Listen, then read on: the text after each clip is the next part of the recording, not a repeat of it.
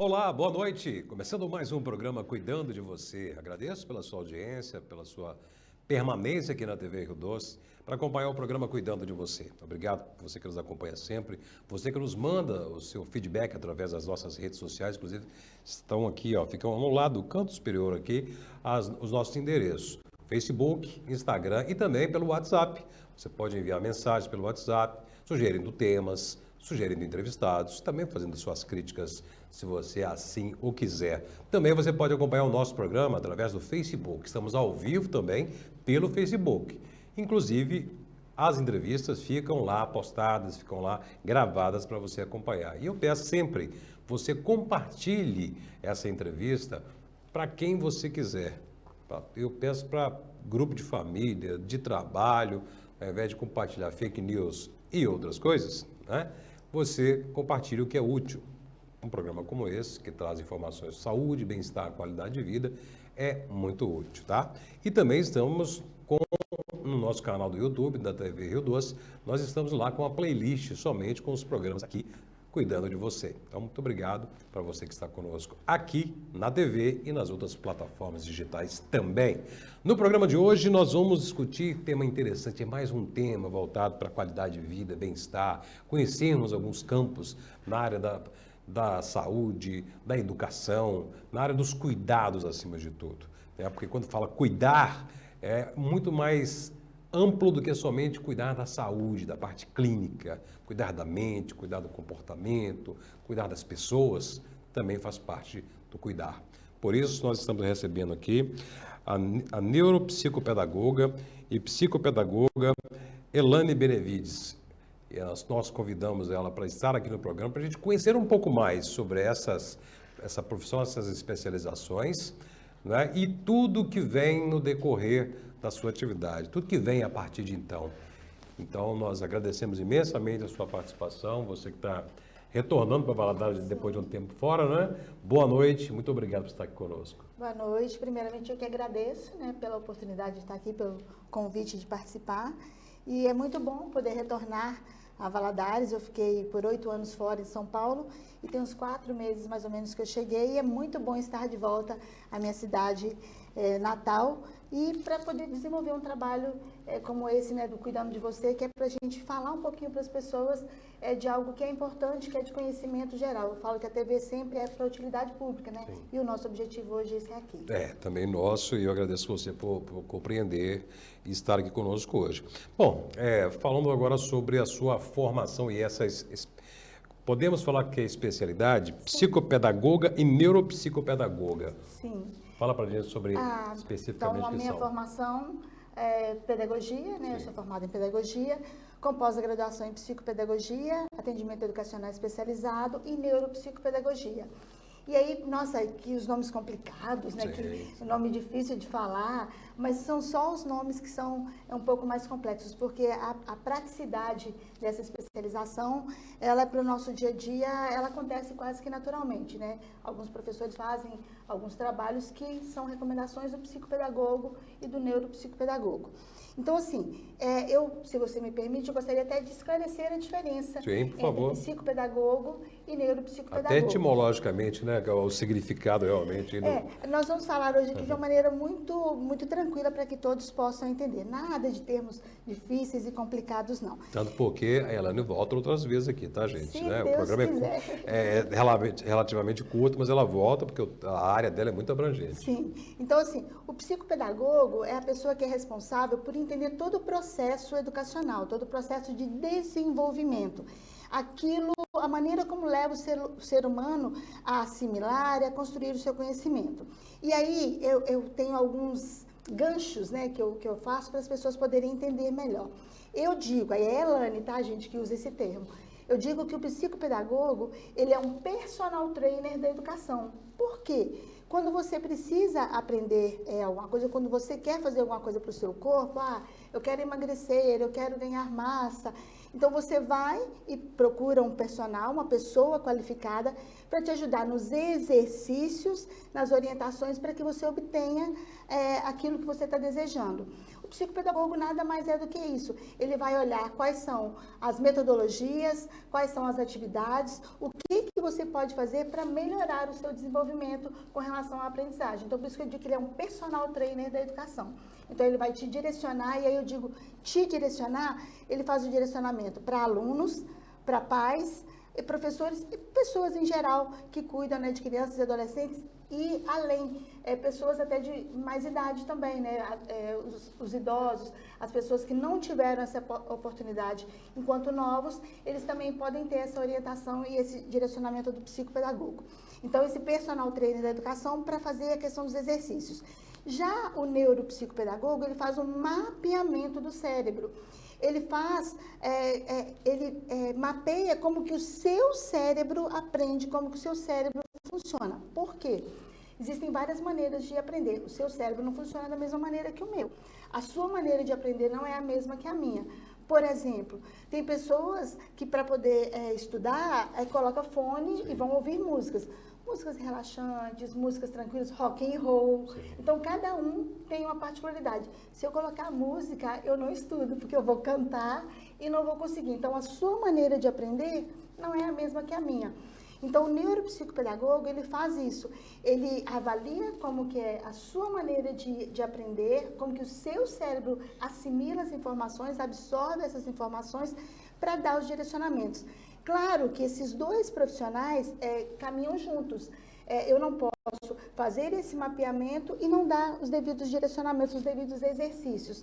E eu não posso dar o exercício sem entender como é o funcionamento desse cérebro. Então, os dois caminham muito próximos, muito juntos, mas tem essa separação e essa distinção. Então, as particularidades de como que o cérebro aprende, e o psicopedagogo, ele faz alguns testes básicos. Já o neuropsicopedagogo são testes mais aprofundados, igual eu falei, de mapeamento mesmo, e às vezes ele precisa até de um outro profissional para ajudar nesse mapeamento, que são as indicações que a gente faz para alguns exames com neurologistas de mapeamento cerebral. Então você, assim, o seu campo, né, ele está praticamente completo aí nessa busca, né, para ensinar, para poder ajudar as pessoas, principalmente os jovens, né, a aprender, descobrir os seus sofrimentos no aprendizado, as suas falhas no aprendizado, né, e porque a pedagogia é uma ciência que é exatamente isso, né, para auxiliar as pessoas, os jovens principalmente, na busca do aprendizado. Né? Aí tem a psicopedagogia, tem a neuropsicopedagogia, que é mais, então, esse tripé aí acaba te dando mais uma capacidade maior ainda de saber ferramentas e propor ferramentas de aprendizado. E hoje, principalmente, né, nós vivemos um mundo de muita informação. Sim. Informação toda hora, redes sociais, são as telas, na própria televisão, tudo é muito rápido, a informação chega com muita rapidez. Sim. Mas as pessoas, principalmente crianças, jovens e adolescentes, não sabem como que lidar com essa informação. E isso vem concorrendo com o aprendizado tradicional, que é o da escola, por exemplo. Né? Então, assim, como que você, como profissional, lida com essa situação? Eu falo assim, que até está mais à frente que a gente ia falar, tem as gerações, a separação das gerações. Então, cada geração, ela tem um diferencial. E essa geração de agora, o diferencial dela é que está tudo muito à mostra, muito fácil para absorver as informações através da internet, né, da tecnologia. Só que essa geração, ela tem tudo na mão, mas falta para ela uma questão que as gerações anteriores, mais antigas, elas tiveram com uma amplitude maior, que é de pensar, que é de avaliar, de calcular. Então, hoje em dia, a turminha da agora não está conseguindo pensar muito, raciocinar muito, porque está tudo tão pronto que ela não se dá muito mais ao trabalho. Então, isso é prejudicial, isso é um complicador. E aí entra em outro ponto. Quando a gente fala assim, nós temos algumas dificuldades de aprendizagem. Dificuldade é uma coisa, dificuldade é algo passageiro, temporário. Eu tenho aquela dificuldade, daqui a pouco aquilo passa, é sanado. Agora eu tenho um transtorno de aprendizagem, eu tenho um distúrbio de aprendizagem, é outra história. Porque o transtorno e o distúrbio, ele não depende de mim, não é eu não quero aprender, eu não consigo, eu tenho uma limitação, eu tenho algo que não está muito corretamente funcionando, então por isso que eu tenho esse bloqueio ou essa dificuldade maior, não temporária, e sim por um período longo e às vezes até permanente. E a gente... Pedir uma licença só para debruçar exatamente sobre isso, sobre os transtornos e distúrbios. Não é? A gente sabe que há uma recorrência, uma prevalência muito grande hoje em dia e é um sofrimento muito grande para a família, para professor e principalmente para crianças e adolescentes. Né? Quais seriam os principais aí que você poderia destacar? A gente fala assim, que tem uma infinidade de transtornos e distúrbios que ainda estão sendo descobertos, estão sendo avaliados, e a gente fala muito do que está mais agora... Eu não gosto desse termo, mas eu vou usar justamente para que as pessoas entendam, que está na moda, que é o TEA, que é o transtorno do espectro do autismo. Agora é moda, todo mundo tem. Gente, não é moda. É porque há alguns anos atrás ele não era descoberto, não era falado, não era detectado. Hoje se consegue ver isso com muito mais clareza. Então não é porque é moda, não. Não é porque agora é bonito falar que tem. Não, pelo contrário. Para a pessoa que tem, é um complicador, é desgastante, é frustrante. E aí a diferença e aí eu vou citar alguns transtornos e distúrbios para que as pessoas possam entender um pouco mais. E aí eu peço licença para vocês, porque eu tenho uma colinha justamente para que a gente não deixe de citar, né, corretamente quais são eles e até em virtude do nosso tempo.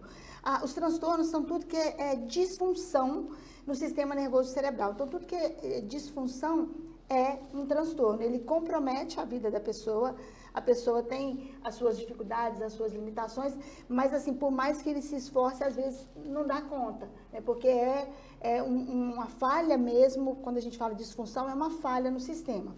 E aí, essa falha ela pode ser dificuldade de concentração, atenção, linguagem e até processamento visual. E aí, eu falei do TDAH, e muita gente fala assim, todo TDAH está ligado à hiperatividade. Não, TDAH é transtorno de déficit de atenção. Ele pode vir ou não com a hiperatividade. Então, tem pessoas que têm com hiperatividade, tem pessoas que não têm com hiperatividade. Pessoas, às vezes, muito quietinhas, muito caladinhas, que podem ter TDAH e não tem aquela agitação. Sim. Existe muito isso. Sim. Né? O TEA, que é o que eu acabei de falar, que é o transtorno do espectro do autismo, e aí dentro do TEA nós temos uma vertente muito grande, do nível mais brando, mais levezinho, mais moderado e um pouco mais forte, mais agressivo. Então, dentro de um próprio transtorno, tem várias situações aí que a gente tem que avaliar com calma para ver qual que é cada um. E aí, o transtorno bipolar. A gente às vezes brinca, nossa, hoje está bipolar, né? Sim. Hoje está nervoso, amanhã está calmo, mas é um transtorno seríssimo, porque afeta a pessoa não só na sua questão emocional, afetiva, mas de convivência mesmo com os outros. Porque naquele dia que está atacado, ele acaba falando com a pessoa de uma maneira que vai magoar, que a pessoa vai ficar com um sentimento maior de dor e qualquer outra coisa do tipo. E não é culpa dele, que ele é sem educação, ele é ruim. É porque naquele dia ele não está dentro do seu padrão normal. E o TOC, que é o transtorno obsessivo compulsivo. Quando a gente fala de compulsivo, já pensa o quê? Só em comprar, só em gastar. Só em comer. Não é. Tem pessoas que, por exemplo, tudo para ele tem que estar tudo arrumadinho. Essa caneta está aqui, esse lápis está aqui. E se aquilo sai do lugar, aquilo causa um mal-estar para a pessoa. Causa um transtorno absurdo para a pessoa e ela não consegue sair daquilo. Então, não é só comprar, não é só gastar, não é só comer. Às vezes é de padronização mesmo. Você chega, a camisa branca tem que estar do lado da azul, que tem que estar do lado da vermelha. E se isso sai do lugar, aquilo para a pessoa... e para ela é doído. Sim. O que as pessoas não entendem é que, às vezes, alguns transtornos desses causam dor, sofrimento mesmo para a pessoa. É como se ela estivesse levando uma pancada, um choque. Então, essa dor, não precisa nem dizer, né? Dor faz mal, dor incomoda, dor é ruim. Então, isso são alguns dos transtornos. Tem vários outros. Sim. Então, eu estou citando só os mais comuns e para poder dar de referência. Elaine, transtorno tem cura? Não. Nem transtorno nem distúrbio tem cura. Mas tem gente que toma medicação. Tem alguns casos em que a medicação é recomendada para a pessoa ter uma certa centralidade numa determinada situação. Por exemplo, quando que eu digo que às vezes é necessária uma medicação? A pessoa está tendo algumas crises, convulsões, ataques de epilepsia. Ela precisa da medicação, porque senão ela vai ter outros problemas muito mais sérios e agravantes. Uma questão clínica. Questão clínica, e vai gerar outros problemas maiores. a pessoa não está tendo nada disso e tem outras alternativas sem ser com a medicação, a gente opta. Claro que isso varia de profissional para profissional, de caso para caso. Eu sempre gosto, Márcio, de dizer o seguinte, a gente não pode generalizar. E a gente não pode colocar todo mundo numa balança e dizer assim, o que dá certo para um, dá certo para todo mundo. Cada um tem a sua particularidade, cada um tem a sua maneira, como eu disse, de entender, de aprender, de assimilar. E se você padroniza isso, você não atende a pessoa de forma adequada. Então, nós temos que ter cuidado com o acesso que tem na internet. Você vai lá, digita e coloca, nossa, eu tenho isso, eu tenho essa doença, eu tenho não sei o quê. Calma, calma. Não faça isso de forma isolada, pegue solto, fora de contexto. Tem que ser uma avaliação feita por um profissional, porque ele vai avaliar o seu contexto, a sua história de vida, ele vai avaliar de um tudo para te dizer se você se encaixa ou não naquelas situações.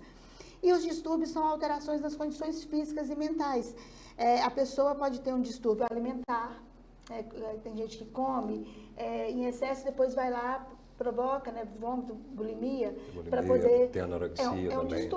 É um distúrbio. Então, assim, para a pessoa entender que distúrbios e transtornos não são brincadeiras, são fatos sérios, agravantes e que causam várias outras situações. Dentre esses distúrbios, tem alguns que são os mais comuns, que é a dislexia, a descalculia, a disgrafia. Aí você fala assim, Elaine, que monte de nome é esse? Todas as dis significa ausência, que não tem alguma coisa, que falta alguma coisa. Então, quando você fala da dislexia, a pessoa tem uma dificuldade maior para aprender. Por exemplo, você fala uma vez, 2 vezes, 3 vezes e ela não absorve a informação. O cérebro dela vai aprender, mas num tempo mais lento, mais demorado. E aí, o que a gente observa, assim, tem pessoas que trabalham num determinado local e você fala assim, nossa, eu já ensinei para esse funcionário 1 milhão de vezes, ele não aprende. Esse profissional, hoje, graças a Deus, a gente mudou muitos termos, né, pejorativos, não fica mais xingando tanto as pessoas, mas antigamente os termos que se usavam eram muito ruins. Então, você vê a pessoa e ele sofre com aquilo, porque todo mundo conseguiu aprender como fazer o trabalho e ele não. Então, não é porque ele não quer aprender, ele não consegue. Ele vai conseguir, mas numa proporção mais demorada, num tempo maior.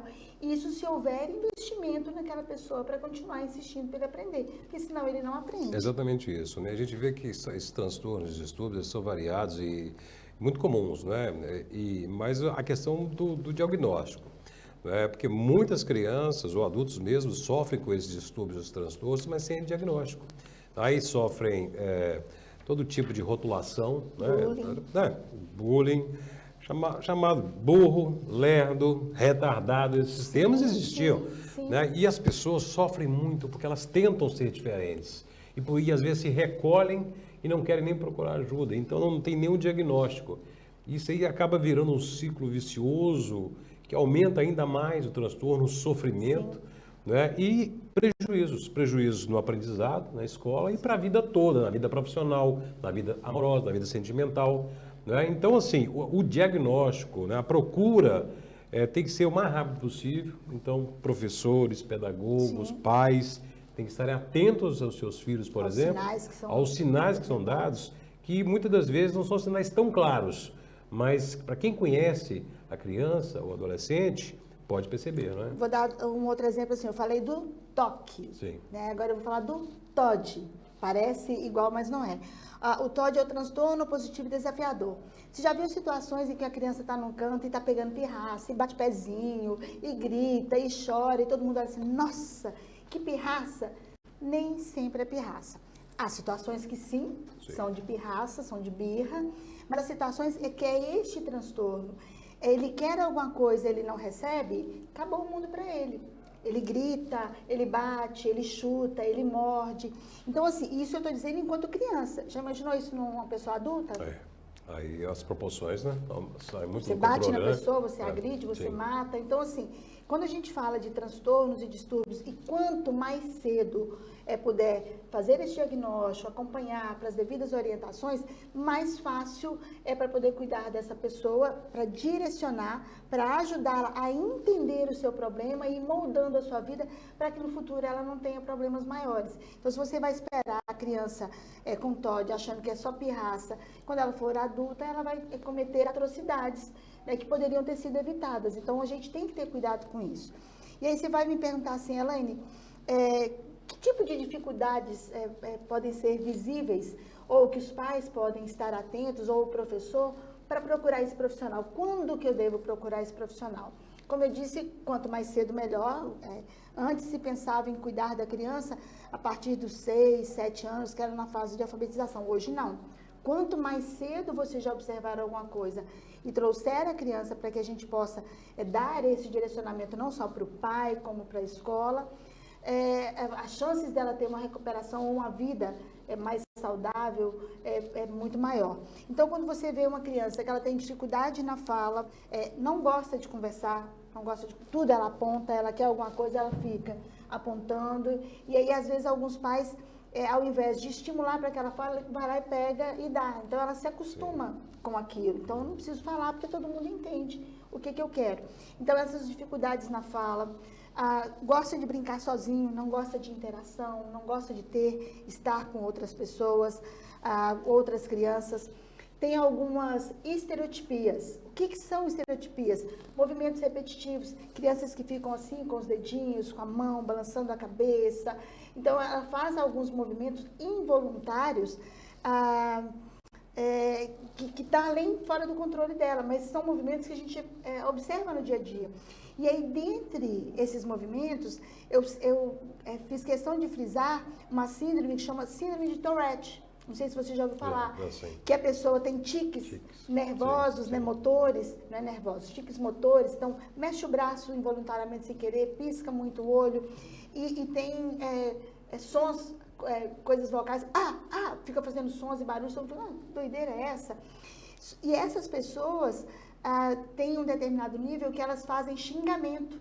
Elas xingam, agridem as pessoas, mas não é porque são ruins também não. É involuntário, acontece. Isso, ela xinga. Recentemente, o ator Michael J. Fox, né, que fez o filme De Volta para o Futuro, ele tem a síndrome de Tourette. Ele, em 2014, ele revelou isso ao mundo, né, para surpresa de muitos, mas continuou, fez filmes e acabou de ser um documentário sobre ele e as crises dele, inclusive, sendo gravadas e mostradas e tinha momentos de agressão, de xingamentos, né? E a entrevista dele, na entrevista ele estava naquela situação que muitas pessoas podem se assustar, se incomodar. Mas então é uma síndrome que pode ser em criança e já pode desde cedo, né, ter essa observação. Né? Também a questão do TDAH está muito em evidência hoje em dia, né?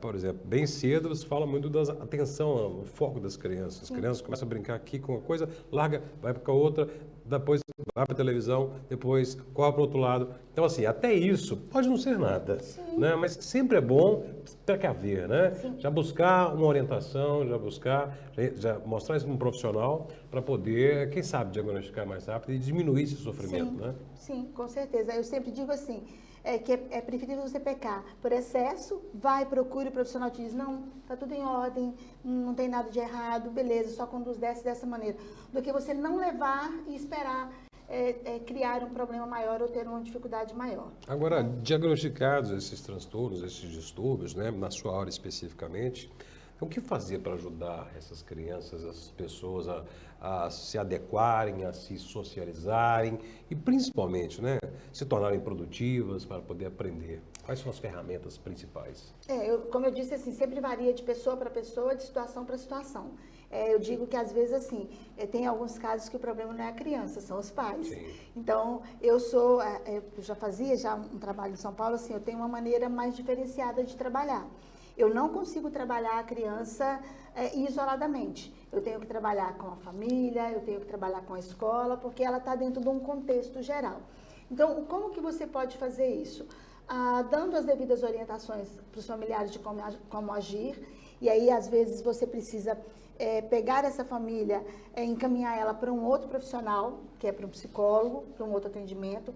Às vezes, na própria criança, não é só o psicopedagogo, eu falo que eu tenho 4 profissionais que eu trabalho junto com eles, eu não abro mão deles, porque eu preciso deles, que é o psicólogo, ele pode ser tanto o psicólogo para a própria criança ou para o adolescente, quanto para os familiares, para o pai, a mãe, o avô, o psicólogo, o fonoaudiólogo, se a criança não tem a questão da fala desenvolvida, ela também não vai saber escrever, ler, se desenvolver corretamente.